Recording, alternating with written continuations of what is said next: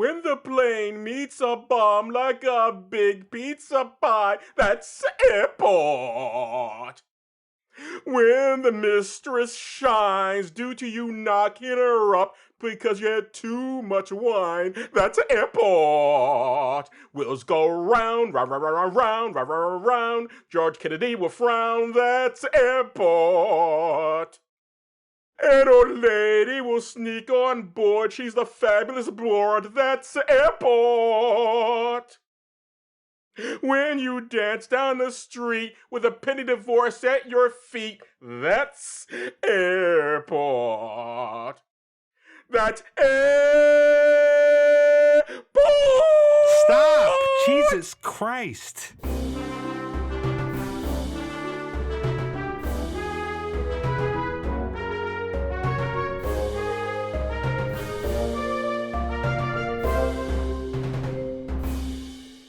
Welcome to Does This Still Work? The podcast that looks at old movies and asks, does this still work? I'm Joe Dixon. And I'm George Romaka. And today we're discussing Airport from 1970 and some historical context. First, podcasty stuff. You can reach us at dtswpod@gmail.com on Facebook, Letterboxd, and Counter Social.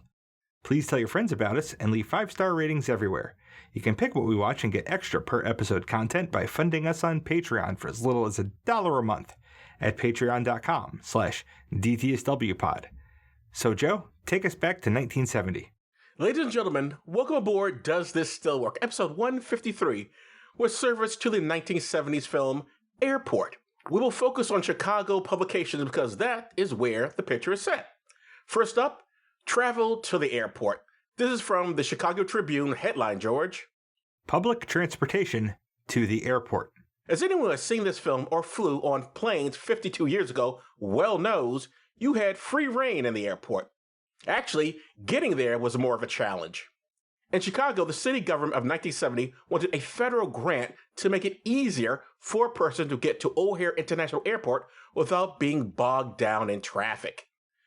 The grant was for a study to look at various possibilities for some sort of rail transit service between downtown Chicago and its airports. At the time of this news article, that would be O'Hare, Midway, and a possible third airport. We all know now that third airport never happened. Speaking of things like that, none of the airlines that we see in this movie, the actual real ones, are still in existence. They've all disappeared either due to bankruptcy or mergers. Yes, a lot of airlines are gone.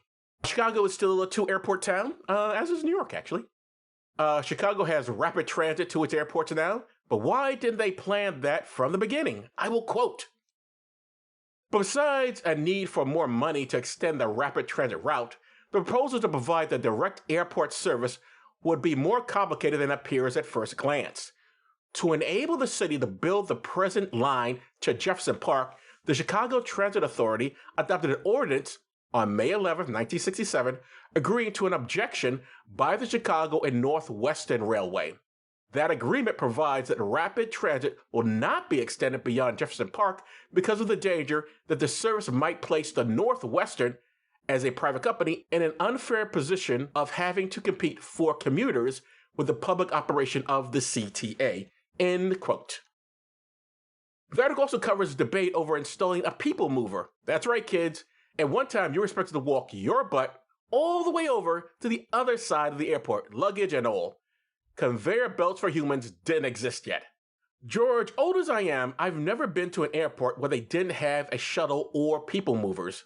I think it's safe to say we both know pre-9/11 flying, just not this pre-9/11 flying. My question to you, do you remember the first time you flew? I do. It was in my teenage years. It was the first time that I got to see my father after my parents split up. So I flew from Florida to New York. Oh, okay. Was it a happy reunion, or was it still fraught because you still had? I went into it angry. I came out of it way less angry. Oh, that's nice. Or at least angry at different things. Okay, well, that's good at least. My first flying experience was going to Syracuse University. I'd never flown before, and I thought, well, it's in New York. I don't want to take forever with this. Rather than taking a bus, I'll just fly in. I didn't know what I was doing. I was pressing buttons and what do these things do? Which just brought over the steward who said, don't do that. So I stopped. But to be honest, that was good. Okay, so next in news from 1970, there was a suicide aboard a flight. Again, from the Chicago Tribune. Read the headline, George. Suicide on jet was wanted in San Francisco. If you're going to San Francisco, be sure to wear a firearm in your hair. A guy wanted by the cops in San Fran got on a plane. For reasons not clear on this piece, shot himself and another passenger. Considering that this is the time of folks hijacking planes and flying to Cuba, you think getting firearms past security would be difficult. Clearly not. The shooting occurred 33,000 feet over western Nebraska, which, if you're going to shoot yourself, I guess over Nebraska is as good a place as any. The dead guy was a 23-year-old fella by the name of Henry Kellum, who was from Alabama, which explains the gun. Kellum? I'll kill him all right. Kellum had a warrant for his arrest issued by the San Francisco Police Department for attempted murder. Normally, I don't give the names of people whose main claim to fame is murdering people, but I didn't find out any more about this charge against them, so who knows? Well, He didn't do it. I have no idea. well, whether he did it or not, the charge was for attempted murder. True, he didn't murder anybody. Tried to murder someone, allegedly. Twice. And we'll never know. Twice he tried to allegedly murder somebody. That's true, he did shoot the other guy. Yeah. The dude he shot, 42-year-old John Marvin Sager from California, was wounded in the neck, but he survived. According to the paper, there was no connection between the men. So, why was Mr. Sager shot? The information was not in this piece, and I couldn't find out anything further, so that's where we will leave it. Sorry. If you have further information, please let us know. Yes, you can help us solve this cold case. Yes, help us solve this case. Whatever happened? Why did this happen? We are invested in this now. We're heavily invested in this. George, do you know the Twilight Zone episode where William Shatner sees a monster on the plane's wing messing with the circuitry, but no one believes him? Eventually, he pulls out a gun and shoots through the airplane's window at the creature. Do you think that might be what was happening here? Henry thought something was on the wing, and poor John got in the way. Well, to answer the first question, no, I don't know that Twilight Zone episode. And I don't think that's what was happening there. You don't? Wow, you never. That's amazing. That's such a classic. All right, you didn't say it. I've watched zero Twilight Zone. You're not even the movies? Nope. All right. But once you get done with Get Smart, pick up some Twilight Zone episodes. And finally, we can't end this history corner without mentioning a bomb on a plane. Although, thankfully, it turns out there was no bomb. From the Chicago Tribune, headline, George. Bomb hoax diverts jetliner to O'Hare. In 1970, an Air France jetliner headed to Los Angeles from Paris had to do an emergency landing at O'Hare International after a bomb threat was phoned into the airline's manager's office in LA. O'Hare wasn't picked at random as a place to land. According to the news, that airport has, quote, efficient facilities for searching bombs, end quote. I can only presume these days most airports have bomb searching procedures, but I guess the idea was still new and exciting back in the 70s. In any case, the very same day between 10:30 a.m. and 4 p.m., various places of business also received bomb threats. The police speculated that threats were coming in because folks were still hopped up by the Haymarket statue bombing. What the hell was the Haymarket statue bombing? I sure as hell didn't know, so I had to look it up.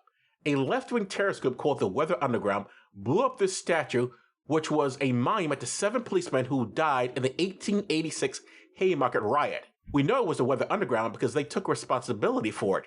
Remember when left-wing terrorist groups were real and didn't have to be made up like the right does with Antifa? Yeah. And remember when terrorists would take responsibility for their terrorism? Ah, yes, the good old days. Well, now they say, they do terrorism, and then they say, it was Antifa. Mm-hmm. They have red caps. We're in ours. Anyway, a dude who named himself Mr. Weatherman called the Chicago Tribune and said the WU blew it up. That is, blew up the statue, as they had done a year before. So this monument that got blasted was rebuilt from the previous bombing. Here is a direct quote on why he did it. Because all cops are bastards. Well, not exactly. Oh. We just blew up the Haymarket Square statue for the second time in a row to show our allegiance to our brothers in New York prisons and our black brothers everywhere. This is another phase of our revolution to overthrow our racist and fascist society. Power to the people. End quote. Now, I have to say, that sounds good, but honestly, I don't know how blowing up a statue overthrows a racist society. I'm all for blowing up Confederate statues, but I don't seriously think that it's especially revolutionary. Any thoughts, George? It's not original, but it is revolution. It's what revolutionaries do. Blow up statues? Well, a lot of the ideology of fascism and racism relies on the silence of the society around it. When monuments to those ideologies are allowed to just exist unmolested, that is seen by the holders of those ideologies as tacit agreement with those ideologies. So it's not something that has a measurable, actionable effect, but it is it's not sufficient, but it is necessary. I don't know. I think they could have done a lot better with those bombs, if you know what I mean. I can think of better places to blow up than a statue. That's all I'm saying. I'll leave it at that.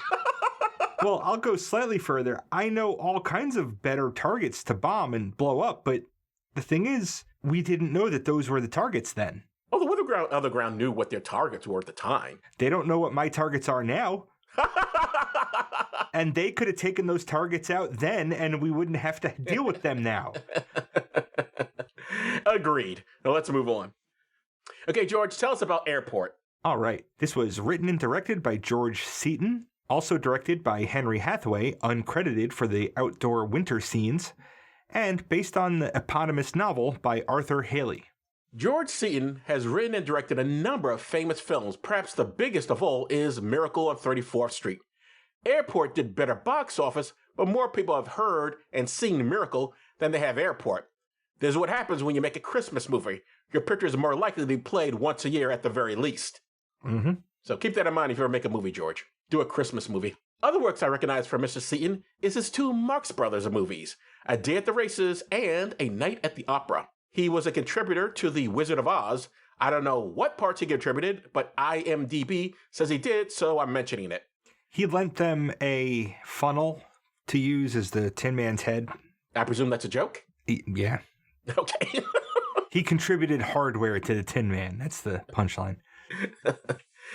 Henry Hathaway directed the original True Grit. He also directed Cold Northside 777, which is definitely a film I saw, but I can't remember much about. The awards section's longer than usual, but it's all the Oscars. Yep. The Golden Globes existed then, but there were no entries for this film. So this won one of those Oscars, Best Actress in a Supporting Role for Helen Hayes, and was nominated for Best Picture, another Best Actress in a Supporting Role for Maureen Stapleton, Best Writing Screenplay based on material from another medium for George Seaton, Best Cinematography, Art Direction, Set Decoration, Costume Design, Sound, Film Editing, and Music Original Score for Alfred Newman. If only he had an E in his name, it'd be excellent. Mm-hmm. You know that reference, don't you? Yeah, the Mad Magazine kid. Okay. I never know with you.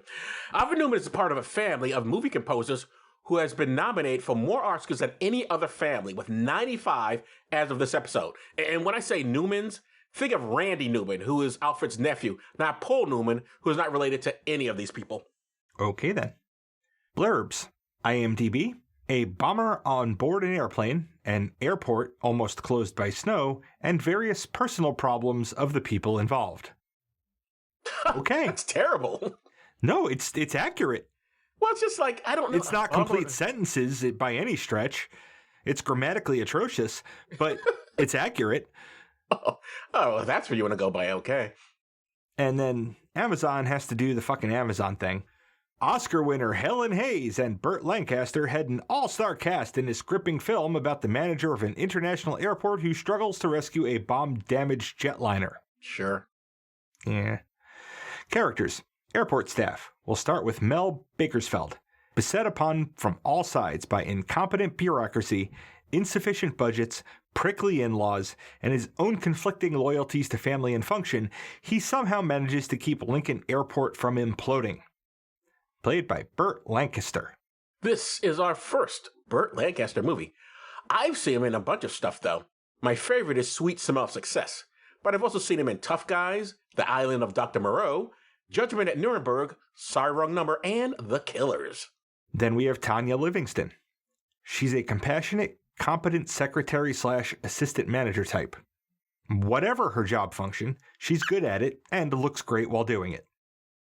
Played by Jean Seberg. I do want to mention that it is confusing what she does there, isn't it? Yeah. She seems to be in charge, and the next thing you see her typing up something for her boss. Like, why is she doing And that? making him sandwiches. Yeah, that's right. She's making sandwiches. She's not the secretary. Why is she doing that? It was weird. I like, what does she do? But anyway. And let's talk about security Jean teams bring her security problems. That's right. Everything comes to Yeah, her. she's like the wizard behind the curtain. She's arguably the most important person in this fucking movie, and nobody True. acknowledges it. I agree. But let's talk about Jean Seberg. You wouldn't know it from such a white movie. Jean Seberg was a supporter of groups like the Black Panthers, and thus fell under the FBI's COINTELPRO program. COINTELPRO was illegal surveillance conducted by the feds on who they considered radicals, like, Martin Luther King. Mm-hmm. Of course, they didn't just spy. They got newspapers to publish lies about those they were spying on. Seberg was a victim of that. The FBI went out of their way to ruin her career and told gossip columnists that Jean Seberg was a tramp who got pregnant by a member of the Black Panthers. These days, who cares who got who pregnant? Well, the principal at Precious's high school cares. True. But back then, if you're a woman, a white woman no less, making babies out of wedlock with a black man, forget about it. Thanks to these attacks on her reputation, Seberg's life fell apart and she committed suicide in 1979. In terms of her film work, Ms. Seberg was in a film I've mentioned before for this podcast called Paint Your Wagon. She plays a woman who insists that if Mormon men can have 2 wives, she should get to have 2 husbands, and she makes that happen. I also know her from The Mouse That Roared. Her most famous film was Jean-Luc Godard's Breathless. Breathless is famous because it's one of the films that introduced the French New Wave of filmmaking. I have no idea what that means. The French New Wave allowed cursing in their films. There was more sexuality and more natural acting. Because back in the 30s, everybody was much more, stiff, and in the French New Wave, people were more expressed. Sort of like how they would describe Marlon Brando. It was more natural performances. Gotcha. Then we have Petroni. He's a respected and valued maintenance manager. His knowledge, expertise, and stogie make him indispensable in times of crisis. Played by George Kennedy. Quick question before I get into George Kennedy. Does he ever actually light that thing? Nope. And apparently he does not light that in any of the movies. In one film he actually becomes a pilot. Okay. Anyway, George Kennedy, and by the way, I thought the woman landed the plane in this. She must have landed in one of the sequels, because I was certain the stewardess lands a plane. Anyway, George Kennedy. He has done a lot of movies. Besides this picture, which may be the first thing I ever saw him in, he was in all the Naked Gun movies. I believe he was also in every sequel of Airport. I've also seen him in Creepshow 2, Modern Romance, Earthquake, Thunderbolt and Lightfoot, The Boston Strangler, Cool Hand Luke, The Dirty Dozen, and Charade. I've never seen Cool Hand Luke, but I know a speech from it because of a Guns N' Roses song. And what's that speech? What we've got here is failure to communicate. That's Cool Hand Luke, all right. You just can't reach. So, you get what we had here last week, which is the way he wants it. Well, he gets it. I don't like it any more than you men do. Excellent stuff. Yeah, that is Cool Hand Luke. We should probably put it on a list sometime. We should. I know that speech from it. I should probably watch the damn movie. Yes, I think you might enjoy it, actually. Then we have Boeing 707 staff for Transglobal Airlines Flight 2 to Rome. Vernon Demarest, captain. Mel's brother-in-law is a philandering but capable pilot. Played by Dean Martin. We've discussed Dean Martin before on this pod, but this is our first Dean Martin movie. This is not an indication of what I think of this movie, but let me tell you, a lot of Dean Martin movies have been utter crap. I may have liked them at the time they came out, but they're mostly awful. Dean Martin was in Cannonball Run 1 and 2, The Wrecking Crew, The Silencers, Robin and the Seven Hoods, Artists and Models, That's My Boy, and At War with the Army. He is also in Rio Bravo, which I remember actually being a good picture. And for those who don't know, he used to be teamed up with Jerry Lewis. How you can't know that, I don't know, but I say it anyway. And those movies are awful. You notice no one replays those because they're terrible movies. Then we have Gwen Megan. In A Hazard, she's a heroine. Also, Homewrecker, played by Jacqueline Bisset. This woman has done a lot of movies as well, and is still working in TV and in film. I barely know her from anything, though. She is in a movie called Bullitt that I did see. Bullitt is famous for having a car chase on the streets of San Francisco. I don't know if this is the first car chase ever on location, but I do know the car chase in Bullitt is famous and influenced all the other car chases that came after it. So, we open to the sounds and then sights of Lincoln International Airport, filmed at Minneapolis-St. Paul International Airport, because building an entire airport for a movie would blow any film budget. Then we go outside, where dozens of plows, salters, and other vehicles push, blow, and melt snow off the runways. And I had to think about one of them for a minute. The vehicles that were shooting flames out the back at the ground. Like, Right. all right, so what, you're melting the snow in freezing temperatures, so it's just going to become a sheet of ice, right? But if you salted it before then that salt is going to prevent it from icing over. Oh, that's... And the salt can have a better effect once it is dissolved in water. I wonder if they still use those sort of things. Maybe not the flame thing, but literally every other vehicle, yes. Well, that's right. I mean, I just meant the flame thing. At night, the air traffic control tower is guiding Transglobal Airlines Flight 45 to runway 29er, the only runway, we'll learn, that any pilot would want to use for anything. It's also the only runway that doesn't violently rattle nearby homes. The landing itself goes smoothly enough, given blizzard conditions. It's when they taxi to the terminal that things go wrong. The pilot ends up getting the plane stuck in the snow with its tail hanging out onto the runway of 29, rendering it unsafe for operation. Immediately, a fleet of buses, mobile staircases, and other support vehicles leave the terminal and converge on the stuck aircraft. Airport Director Mel Bickersfeld was on his way to a charity dinner when he hears the news and doubles back to untuxify himself for a long night of crisis management. I get it, he's at work, but he gets out of a tux and just spits on a suit and tie? Was that really necessary? In these circumstances, do you really have to dress up? I just thought that was funny. He gets out of his tux and then he's like, suit and tie. Like, why? It's not like a fine suit and tie. It's a working suit and tie. That's business professional of the 70s. I guess. I have to say, by the way, for the fashions of the 70s, this wasn't too bad. Usually 70s fashions is awful. Edith Head did the costumes for this and actually came out with an entire line of clothing based on the work she did in this that didn't do well and was quietly discontinued. Oh, sorry, Edith. The charity dinner was to be one of a number involving his father-in-law trying to pry him away from his current job for better pay and work-life balance. Mel recruits his work spouse Tanya Livingston, who goes into crisis management mode. Before they can leave, Mel gets a call from his wife, Cindy. She wants Mel to be home more, which isn't an unreasonable request, except during an epic blizzard or any other of dozens of emergencies that it seems Mel must be personally present to resolve. Bakersfield. Where the hell are you? I'm on my way to the field. We've got an emergency. You said you would be home at 6 o'clock. Now, you promised me you wouldn't miss this dinner. You promised that a week ago. A week ago, I didn't know we'd have the worst storm in 6 years. You've always got some damn excuse. I'll call you back. She's played by Dana Winter. Which is an interesting last name. The script goes out of its way to make her seem ridiculous and make you say, of course her husband is cheating on her. What a bitch!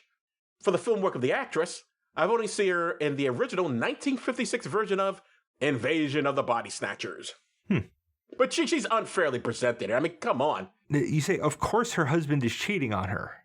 The wife is presented as a terrible person and seems to have no redeeming value, and so it makes it more sympathetic for Burt Lancaster to be banging this other chick. But he's not.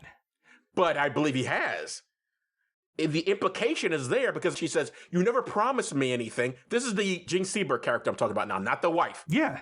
She says to him, I'm going to take this other job, and I don't want to leave you, but I understand you never promised me anything. Don't feel bad, blah, blah, blah. They clearly had something going on there. I might have missed that. Okay. At the site, Tanya starts consoling passengers as Mel gets an assessment from a crew chief. It is not looking good. This is a physics problem. Airplanes aren't built to be tough. They're built to be as light as they can be. It's the Superman problem. If Superman grabs a falling plane by the nose, then anything not the nose is going to break off because you can't have a single part of a plane bear the weight of the whole thing. In this case, if you try to tow the plane out without adequately removing the snow holding it in place, you're going to tear the nose off, or worse, break the plane off of its stuck landing gear and have it belly flop. There's only one man that Mel can trust to get this solved, and that's Joe Petroni. Joe is at home with his wife, and their kids are off with his mother-in-law. After not too much begging, Petroni agrees to save the day, leaving his wife unsatisfied. Yeah, they were gonna bang. They were. That cold. She wanted the Patron D. Can you imagine being the woman who finds George Kennedy attractive? I have a beautiful woman who finds me attractive, and that blows my fucking mind. It blows all our mind, George. Mel's next emergency is picketers out front, calling for the closure of the home-shaking Runway 2 Tac 2. He can't really do anything about them, but he can catch an earful from his brother-in-law, TGA Captain Vernon Demerset, about how he's incompetent, unpopular, and that he probably smells bad. Their exchange is cut short by Mel's sister, Vernon's wife, Sarah Demarest, and Vernon disappears. Mel has a talk with her about Vernon's philandering, which she is fine with. She's certain that he will always come home to her eventually. They're like the opposite of that couple in Network. She's played by Barbara Hale. She played Adela Street in what I'm guessing is every Perry Mason TV movie from 1985 to 1995. Some of those I've seen, so I must know her from at least one of those. She was also Della Street in the original 1957 to 1966 Perry Mason TV show.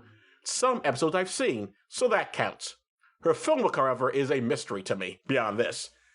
By the way, as for women being cheated on, at least she's not portrayed poorly. She's not really portrayed as much as anything. Other than, yeah, she's cool. Yeah, I know he cheats, but, he'll come back to me. She's portrayed as a doormat. I guess that'd be correct. I mean, as the most assertive she gets is telling the boys to stop yelling at each other. Yeah. Vernon hops into a cab and is taken to an apartment where airline attendant, or as they were called back then, stewardess, Gwen Megan, is getting out of the shower. We know this because the movie uses a split screen effect to show multiple parties on, say, a telephone call. We saw it when Mel took that call from his wife. Here, it makes no sense other than for us to see a hint of Jacqueline Bissett's side boob as she towels off. Because not only are they not on the phone, the very next scene has them smooching in that apartment. And also that split screen, does it look like he's looking at her in the shower? It absolutely does look like he is looking through time and space at his girlfriend in the shower. Or just as she got out of the shower. For the record, Dean Martin was 52 and Jacqueline Bisset was 25 when this was filmed. Not that it matters, but he was more than twice her age when they were sucking face. Yeah, that is, that's a common thing in film. Par for the course for... Yeah. The guy's old and the woman's like half his age. Because he's so hot, all these young women want to get it with him. Mm-hmm. Vernon's whole philandering thing is that he runs as soon as things start getting serious. In this scene, we see some serious thoughts must be in Gwen's head. Petroni is stuck in traffic, so there's time for Tanya to remind Mel to call his wife back. First, he talks to his two children before Cynthia picks up to act like she doesn't understand that he's not coming to dinner. The conversation ends on a vague threat of divorce. She is really just a one note.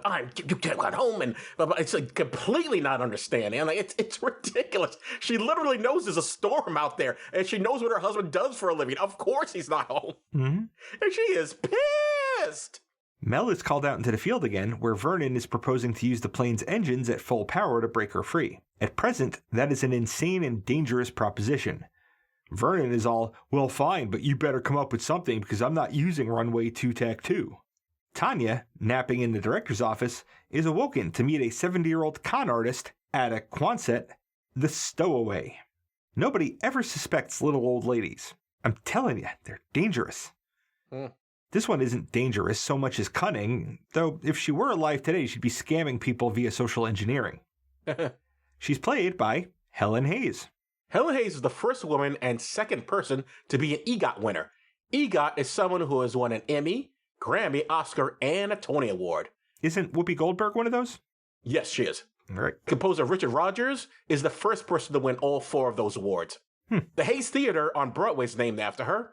Having said all that, I don't know her film work at all. I barely know her TV appearances. I probably saw her on Love Boat or Love Sydney. Her story is that she's got a daughter in the area and can't afford to pay for tickets on her Social Security.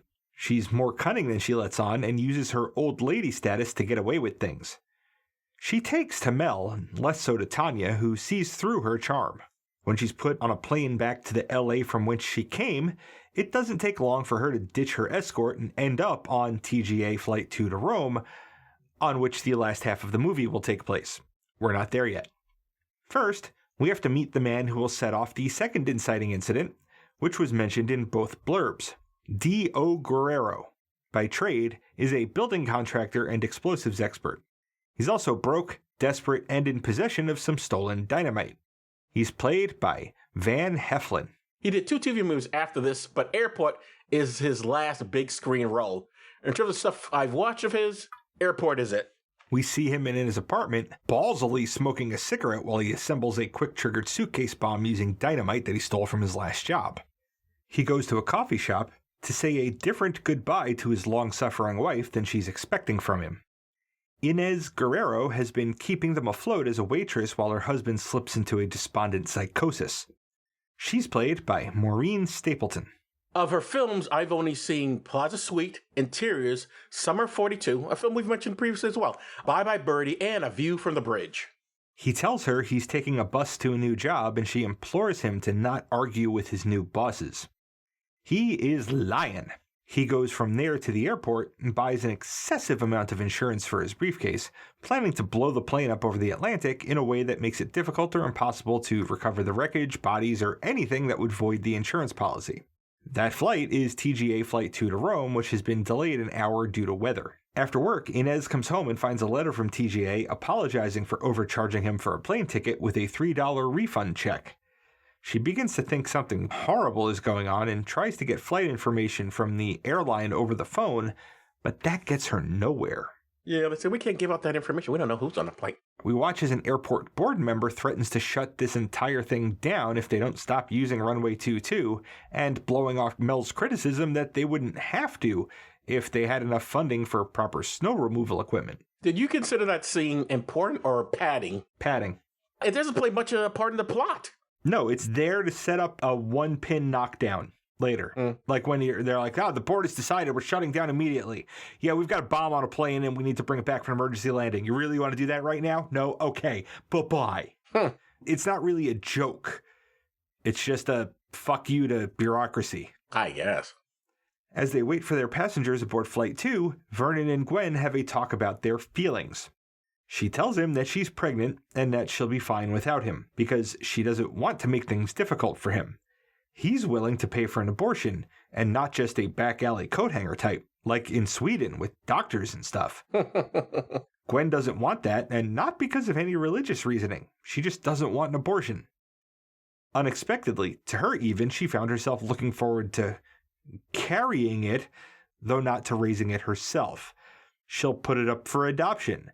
So it's the worst position to take. Have a baby and make it someone else's responsibility. Ugh. You know what they should have done? D-Mine should have said to her, listen to me. You have that baby, you put it in a garbage bag, you hear me? Put the baby into a garbage bag. The conversation is interrupted by the arrival of the rest of the crew. Meanwhile, Flight 45 has had a bunch of the snow removed and some pilots are giving it full throttle. It moves, but then gets restuck. As an end run around the obstinate pilots, Mel takes full responsibility for the aircraft, and the pilots leave since Petroni is licensed to taxi the 707 anyway. And if you've never flown a plane or been around an airport, taxiing is what planes do when they're not flying, but they are moving. Right. It's not like Robert De Niro. Right. Cynthia arrives to tell Mel that she wants a divorce, and that she was cheating on him anyway. Just the worst, right? Yeah, they just make her the worst. He's fine with that because he's been dreaming of taking a crack at Tanya for years and now he'll be free to do so. I'm telling you, he took a crack at her already. Maybe. Tanya notices D.O. looking shady and suspicious, but not in time or with enough information to do anything about it, and her concerns aren't taken seriously enough to act on because Well, everyone's only worried about smuggling, not bombers. Which, well, that's weird in 1970 because they did have bombers back then, as we said in the history part. Mm-hmm. The head count on Flight 2 is 1 off because stowaway, but they cancel it to take advantage of a gap in the weather. We meet 2 more crew members in the cockpit. The navigator is Cy Jordan. In an emergency, he's the captain's eyes and ears inside the plane. He's played by Gary Collins, and we don't know him from anything else. Nope. The actual pilot is Anson Harris, and he's been one for years. Vernon is there to assess his performance. Harris is played by Barry Nelson. I've seen him in The Shining. What you say?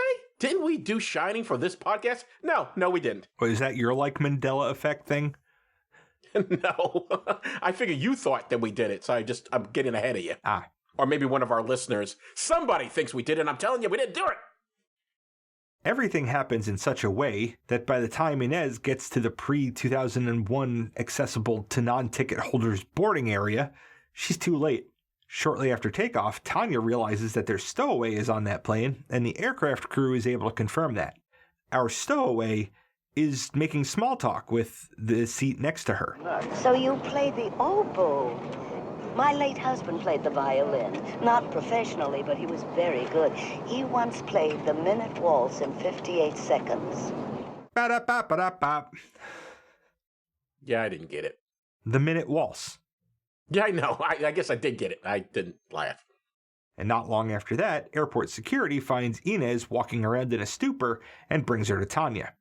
Eventually, they figure out why she's upset and put together the clues to realize that D.O. is planning to blow up the plane for the insurance money. This is relayed to the crew, who start a very slow turn back to Lincoln. This involves Vernon having to confuse a kid who questions what's happening because they don't want to let D.O. know that they're onto him. Oh, Captain. Our son has a question to ask you. Schuyler, here's our captain. Before, Virgo and Leo were right there, sir. Now I'm beginning to see Ursa Minor and Cassiopeia. We must be turning around.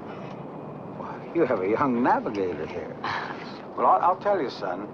Due to a setsail wind, Distor has vectored us into a 360 tonson of slower traffic. Now, we'll maintain this port and hold until we get a Fort Magnus clearance from Melnix. Oh, yes, of course. What did he mean by that, son? Never mind, Father. I'll tell you later. That's what it sounds like when I try to explain my job to you, doesn't it? Gobbledygook? Mm-hmm. No, you're not as bad as that. Although that's a very smart... Well, I guess all the philandering taught him how to lie really well. Yeah. He thought of that right off the top of his head. I can't say why the plane's turning around. It's a blah, blah, blah, blah, blah, blah. Yeah, he made all this mush. those, like half those words weren't real words. He literally made up, he was speaking in tongues to that kid. Off the cuff. That's how good he is. That's why he's such a good philanderer. The stowaway and bomber are the 2 outside seats in a row, meaning they can't really snatch the briefcase away. So they enlist Ada's help, promising that she'll fly free for the rest of her life if she helps them. So they have Ada and Gwen make a scene as a distraction, and Vernon manages to grab the briefcase. Unfortunately, the rest of the passengers don't know what's going on, and all they see is Vernon trying to steal Dio's briefcase, so one of them snatches and returns it to the bomber. Then it's a standoff in the hallway by the aft restroom as Vernon tries to convince Dio not to go all explodey. After all, they know what he's planning, and insurance doesn't pay out for suicide. Dio is almost at a point of giving up when the bathroom door opens and the grabby passenger yells for that guy who probably didn't even wash his hands to grab the bomb. This spooks Dio, who charges into the restroom. With Gwen banging on the door, he sets off the bomb, ending his own life and causing an explosive decompression. Nobody else is killed, but Gwen is seriously wounded. One of the things I'll say up front that I liked about the movie is the body count is very light. This movie was rated G. Well, there's no swearing in it. So there's no swearing. There's no visible death. There's no sex, really. There's no nudity. You get a side boob. Barely. You barely get side boob. The pilot goes into a hard nosedive to get the plane below 10,000 feet because the passenger O2 system isn't designed for long-term O2 support, and at their cruising altitude, the air is way too thin for people to breathe. There's a crack running across the back, implying that they might just lose the entire tail section. There are 3 doctors on board who begin treating injuries. One of them was black. Indeed. There were 2. I noticed 2 black people in this movie. One was an air traffic controller, and one was a doctor. Then that's 3, because there was also a stewardess who's black. Okay. I mean, they barely have any lines in particular, but they are there. Right, and at least they're being the professional portrayal, they're not nobodies. Still not great from a proportion standpoint, but at least what's there is there. One of them, with a nurse-trained nun, sees to Gwen and diagnoses her as having shrapnel in her eye. The panicky passenger gets hilariously slapped by a priest. Yeah, he's up. If you remember, at the very beginning of the film, when we first see him, a little kid comes over to him and he pushes the kid away. Like, get away, you got snot. And he's just an asshole from getting in. So he's an asshole to the kid. He's an asshole to the stewardesses about the nuts.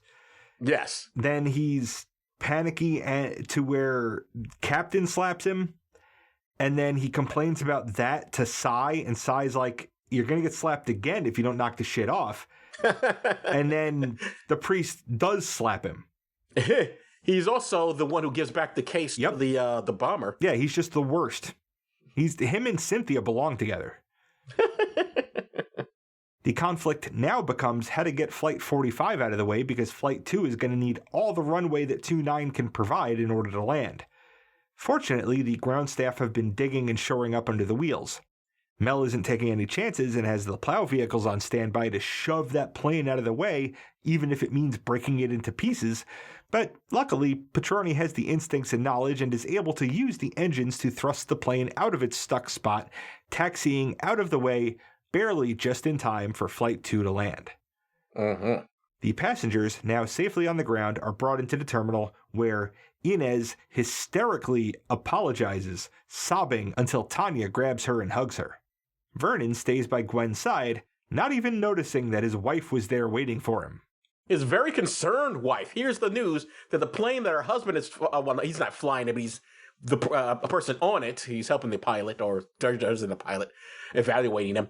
And she's like, oh my God, my husband is in danger. Let me get back to the airport as soon as possible. He's like, not even concerned about what she's feeling. Doesn't even look up. No. He doesn't even acknowledge that she's there. He's just all about his pregnant side piece. Yes, doesn't even notice her. The side piece was going to put the baby in the plastic bag.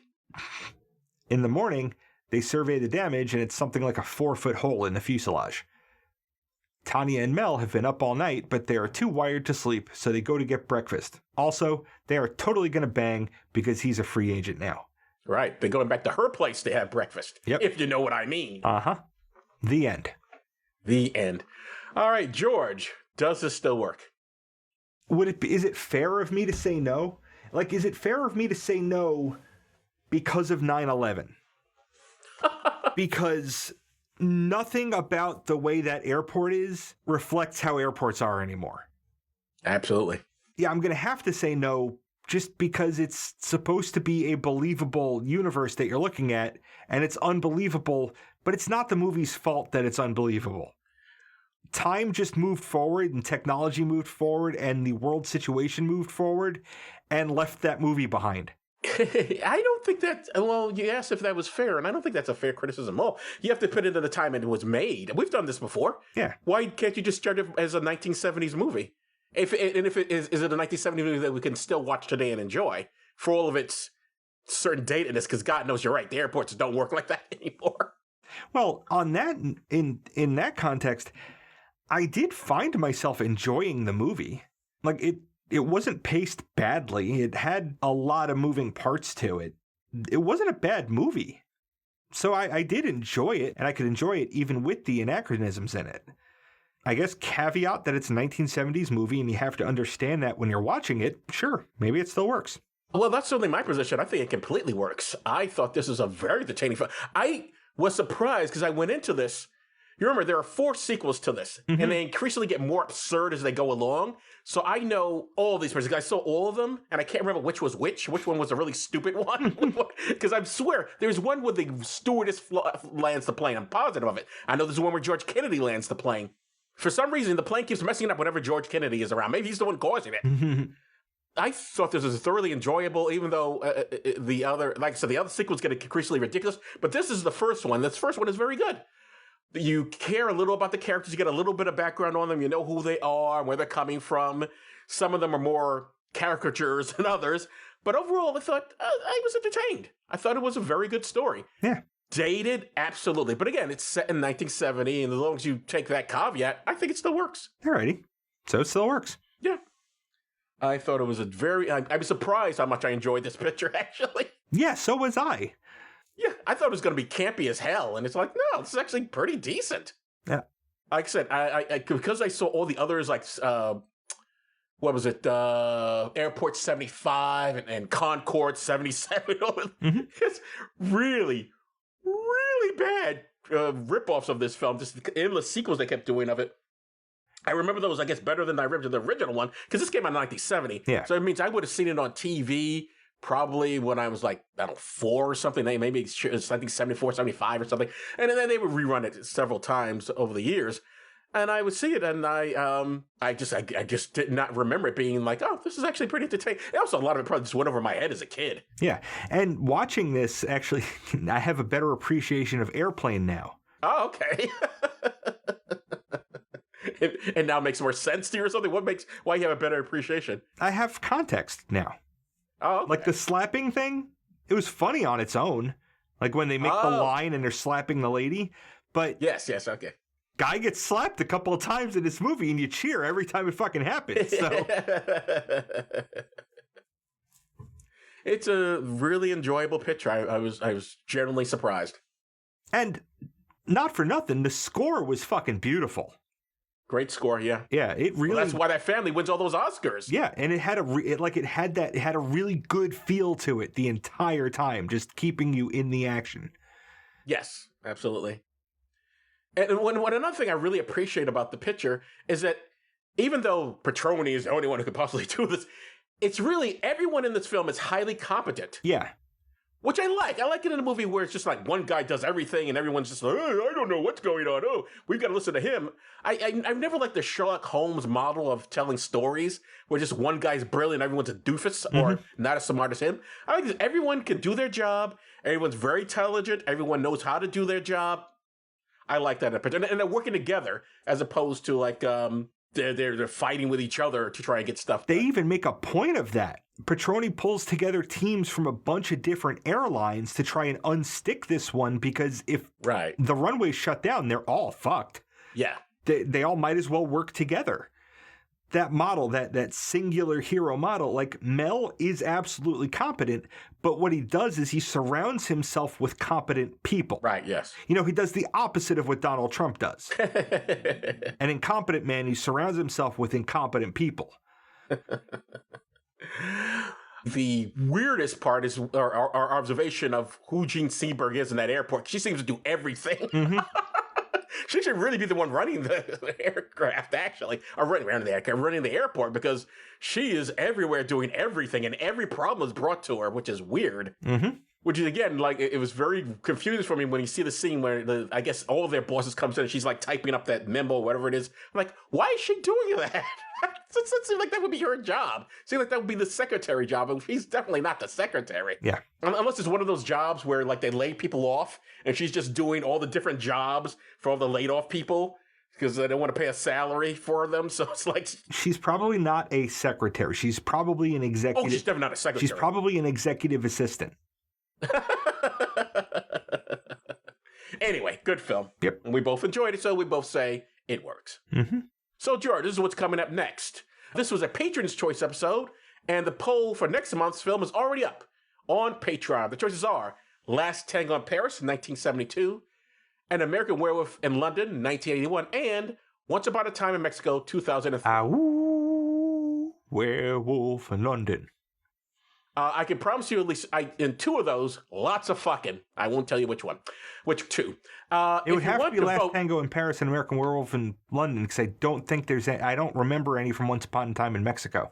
What I remember from Once Upon a Time from Mexico is the line, "Are you a Mexican or a Mexicant?" Oh, so I picked a film you actually know. I'm surprised. It's got Danny Trejo in it. Yep. If you want to vote, but are not a patron, you can fix that by becoming one at patreon.com/DTSWpod. Now, George, what's up next? Next week is going to be a little bit different. I am taking a week off because I am working a lot in my other job and I need to take a week off. But the show must go on, right? So Kit Novakunski, my girlfriend, is going to be covering for me. And you two will be talking about Hump Day from 2009. She's never seen it. I've never seen it. But I looked up a little bit about it, and I'm disappointed that I'm going to miss this one. Well, you're literally going to be there anyway, so you actually could wait. But well, yeah, no. But I'm not, but yeah. No, I'm not doing the work. I'm not doing that front work, so I'm not taking any credit on that. Okay. She's going to do the summary and everything. Yep. All right. And we know she can. She did it for Alien. She did do it for Alien. I liked Hump Day. We'll see if it still stands up, but I did see it. Thought it was a good movie, interesting premise, and we will discuss next time. Mm-hmm. So I guess that's it for this episode, though. I'm Joe Dixon. Thanks for listening. And I'm George Romeka. Thanks for listening indeed, because if a podcast drops and there's no one around to hear it, it's just another collection of ones and zeros that doesn't matter. For this food, your many blessings, and your bounteous goodness, we give thanks to thee in the name of Christ. You've been listening to Does This Still Work? Produced by Joe Dixon and George Romeka. The hosts can be reached via social media, email, or the contact page at dtswpod.com. Be good to yourself and others, because that still works.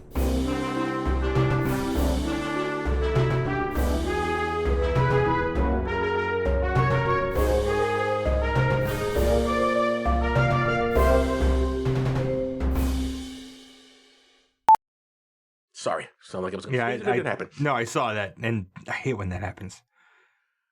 So, George, my first question to you is, are humans innately good or evil? George, my next question is, can humans change their behavior if given enough time? What is a tough experience that you learned and grew from? And your next question for me, sir. What is your favorite commercial?